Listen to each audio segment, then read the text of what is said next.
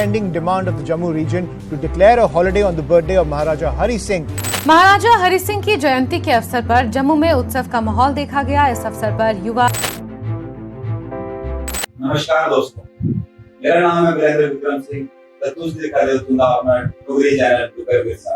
आज बैठे थे ब्रिगेडियर डॉक्टर जे सागर दीवान दे कहना है जगहकार आज जाने गल करन जा रहे हैं महाराजा हरि सिंह के बारे। जन जन उनका नाम है जानती है लेकिन उनके बारे बड़ा घट जाता। आज जाए एक्सपर्ट मिलिट्री एक्सपर्ट बुलाए हैं तो पता करने हैं महाराजा उनकी क्या कंट्रीब्यूशन है, महाराजा उनकी लाइफ के बारे में पता करना है ताकि जन भी थोड़ा ज्ञान मिल सके। नमस्कार नमस्कार सर, महाराजा उनके बारे में किने शुरुआत करना चाहूँगा। मुझे पहले दसना कि जम्मू कश्मीर का जो पूरा हिस्ट्री है ना, अगर असं शुरू करते हैं महाराजा गुलाब सिंह ने भाई साहब 5000 साल पुरानी जानते बड़े राजा रणजीत देव के जम्मू लोचन बड़े बड़े बड़े लोग होए एक ने वेद पुराण थोड़े बड़े पुराने सारे ग्रंथ उनसे जो मिलता है ना ये जम्मू की इसकी आदत है अलेक्जेंडर टूगल लड़े पोरस करने पोरस कौन है पोरस था रजौरी का राजा। ये सारी डॉक्यूमेंट्री डिटेल पता नहीं है पर आज मैं आखना है ये modern Jammu and Kashmir state ਜਿਹੜੀ आई है वो बनी है महाराजा गुलाब सिंह ने।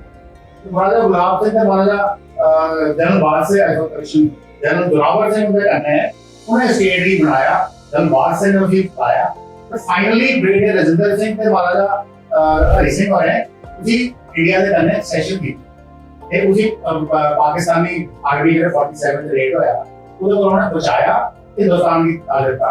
आज जम्मू कश्मीर हिंदुस्तान का ताज आ तो ताज कुछ आया तो क्राउन कुछ आया महाराजा हरि सिंह उनके जेडे चीफ ऑफ आर्मी स्टाफ है ब्रिगेडियर राजेंद्र सिंह उन्हें कहने आया कहने बथेरे अनता डोगरे जिन्हें अपनी जाना दिया उस चीज की करने वास्ते क्योंकि दसा ना मुजफ्फराबाद जो इकट्ठे हो गए थे बाइक टूर की श्रीनगर का रास्ता जेड़ा 6 घंटे का ते वो उन्हें 4 या 5 दिन उन्हें कितने रोकी रखा 100 बंदे वो भी अनट्रेन्ड थे कोई कंपनी कोई बटालियन वाले नहीं है इनका दूर रुके थे कोई गार्ड थे कोई इनके पीछे बचे थे बंदे वो इनकी शुरुआत है वो महाराजा हरि सिंह ने की।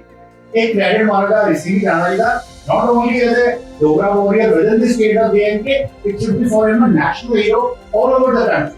कि आज अगर country as a country Modi ji ने आने के बाद अपना से तुर्की दुनिया चलाने हैं अपना दस रहे हैं चाइना भी करने भी ग्लोबल आ रहे हैं अमेरिका करने भी कराने हैं रशिया करने भी कराने हैं ये बढ़िया टेंशन चल रही है हीरो बनी है वो इस वास्ते कि JNK स्टेट डेवलपमेंट है वो हिंदुस्तान है।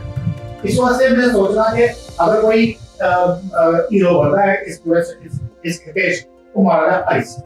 डुगर विरसा चैनल रेडी है, इसे जरूर लाइक करियो, जरूर कमेंट करियो, जरूर सब्सक्राइब करियो। ओके दर्शकों, इधे करने में अपनी गल खत्म करना। जय डुगर, जय डोगरा, जय हिंद और जय हिंद की सेना, जय हिंद, जय भारत।